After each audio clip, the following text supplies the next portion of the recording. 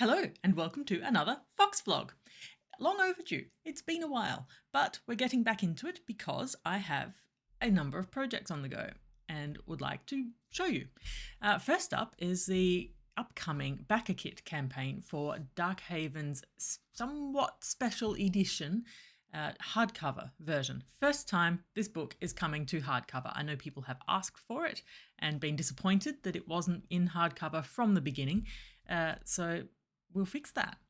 And we're going to do it with a little bit of flair because I'm me and I can't help myself. So we're having the Chocolate Overload edition. Operation Chocolate Overload, rather, because this is dodgy, espionage and snacking are probably the two main themes of the book. It's fun. It's going to feature several bonus stories that are previously unpublished. It's going to have a sneaky recipe full of Nutella.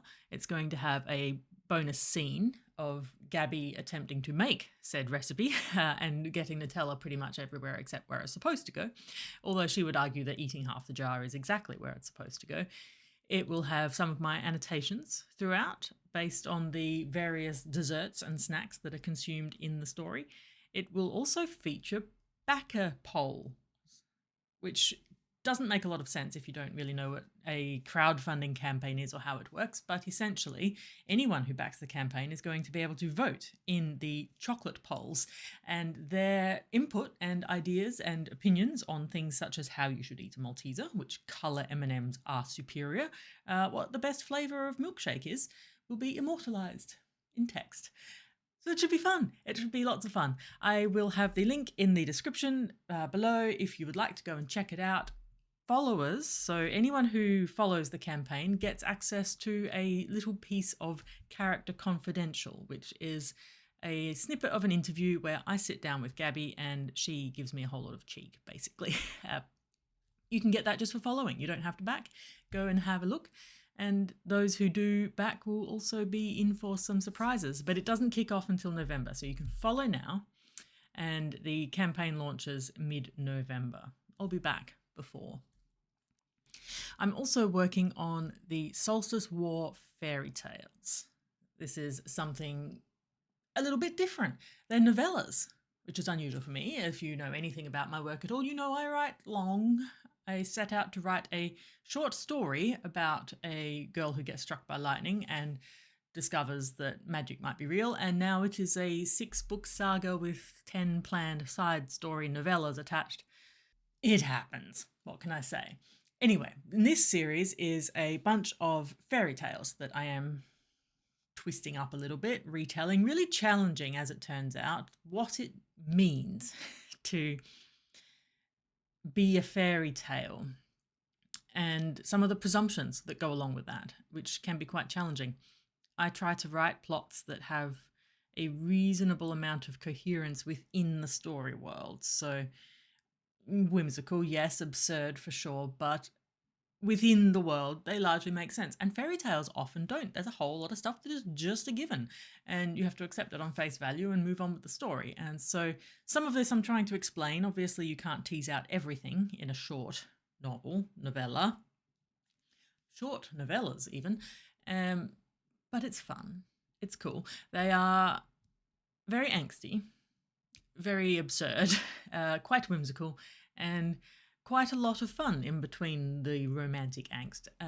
Very queer and all connected in terms of the overall war story plot, but each one stands alone as a romance, which basically means they don't stand alone very well at all because you won't understand the backstory if you haven't read the previous one.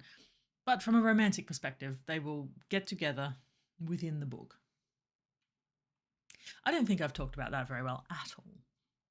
Anyway, the first one, Another World Stars, is a Sleeping Beauty retelling where instead of a princess cursed to prick her finger on a spinning wheel and die, we have a prince cursed to die and modified to fall asleep should he ever step foot on a dance floor.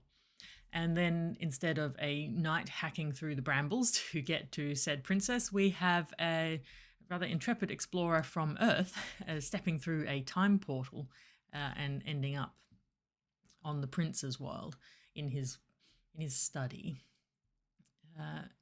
And this person from Earth is a circus performer and a dancer. So there is their common theme. The circus performer teaches the prince how to dance in the study, and in so doing, they fall in love. But then war breaks out, and the prince must go and serve his country and kingdom, and things happen from there. The second book in the series is The Rose Ball Rebels, which happens somewhat concurrently with the end of Another World Stars, and it concerns what would be 12 dancing princesses, but in this case is 6 dancing princes, and they are all, here's the premise you just have to accept because fairy tale, sneaking out at night to go dancing. But we've somewhat explained this, and a spy follows, as you would expect for a 12 Dancing Princesses retelling. Someone is sent to spy on the princesses to find out where they're going. In this case, the king, or the queen rather, is sending spies to follow the princes. The entire premise is gender swapped. And our main character, Prince, of course, falls in love with the spy, who then has to decide whether she is going to follow her heart or follow her calling, or betray the princes to their monarch. So all of this is happening while there's a whole war going on in the background, and the princes are rebelling against said war.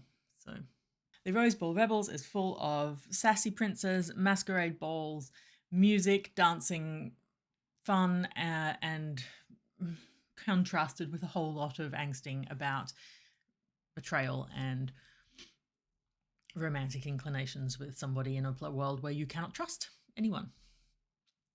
The third book in the series is upcoming, not out yet, but it is titled As I Command, and it is a Cinderella retelling from the point of view of the prince, who in this case is a merchant's daughter, a very wealthy merchant, weapons dealer as it happens, and gunpowder manufacturer, who is looking to expand into the floral realms, which is this whole setting for the story where the war is taking place. So lots of money to be made if this daughter can make a suitable match with one of the royal houses, and therefore set the business up for even more success. That's her father's goal, at any rate.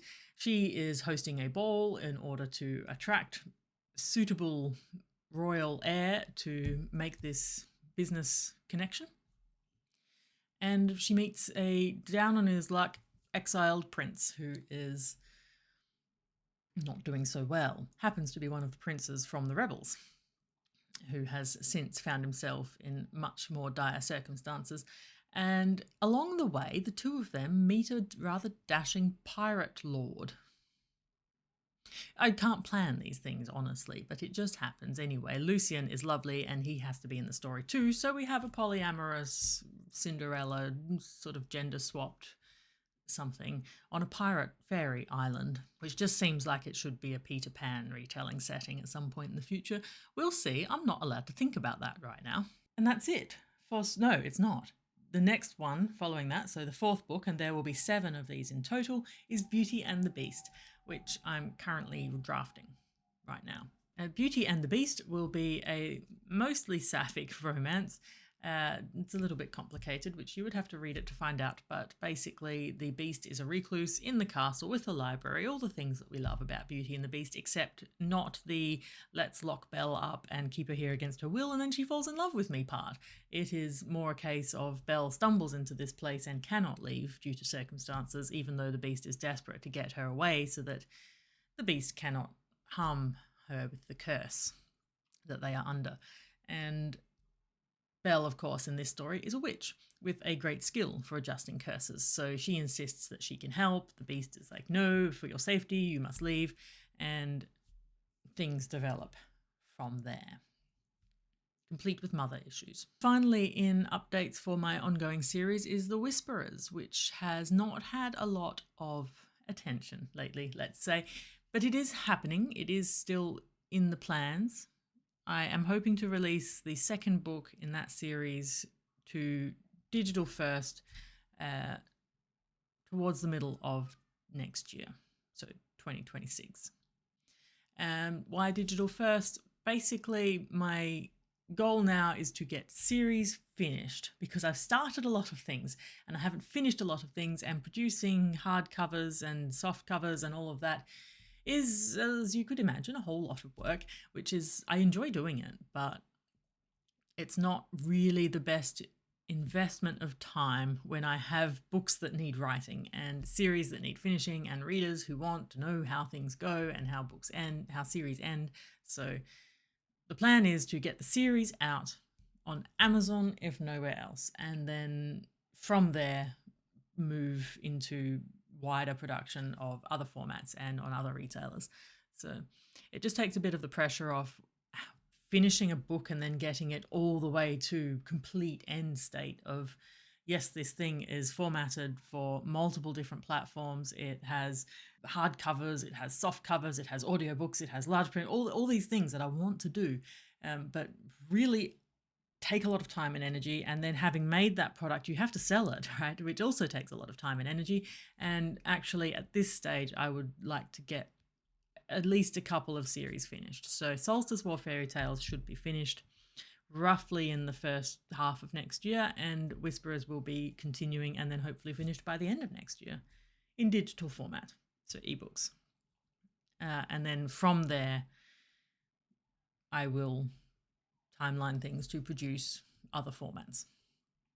And Lightless Prophecy obviously is picking up these crowdfunding campaigns that I'm planning, hopefully. So if Darkhaven Operation Chocolate Overload goes really well, we'll do a similar special ops version for Everfire and then Memory Weave, and that should set things up quite well to have a good audience for supporting the release of Soul Shards, which will be book 4 in that series. And that will not be next year. I will need to update Memory Weave's back matter. This is the thing. So yeah, the Soul Shards will be a little bit further down the line, but, and here's the main reason it's been delayed, I have a couple of novellas that are technically set before Soul Shards, or actually set before the whole series, but, or before Darkhaven at least, but really should be read before Soul Shards if you want optimal reading order. And upon surveying some readers, they said, yes, we'd rather have the novellas as they are meant to be read than the next main book, because reading the novellas after the fact often feels a bit disconnected. So novellas first. That means I need to get them edited and organized and uploaded, and probably once again those won't go straight to print because they would be better sort of brought into an omnibus collection, I think. So they'll be digital only. They will happen sooner. So there will be progress on Lightless. Those who are invested in the series will have more to read, starting with the Darkhaven Special Edition, really, because there are 3 extra stories attached to that, which are really important parts of the series and can be read. I think that's all. I think that will do. I have been talking for well and truly long enough. Thank you so much for watching if you have made it this far, and stay tuned for the next update on how the whole crowdfunding system is going.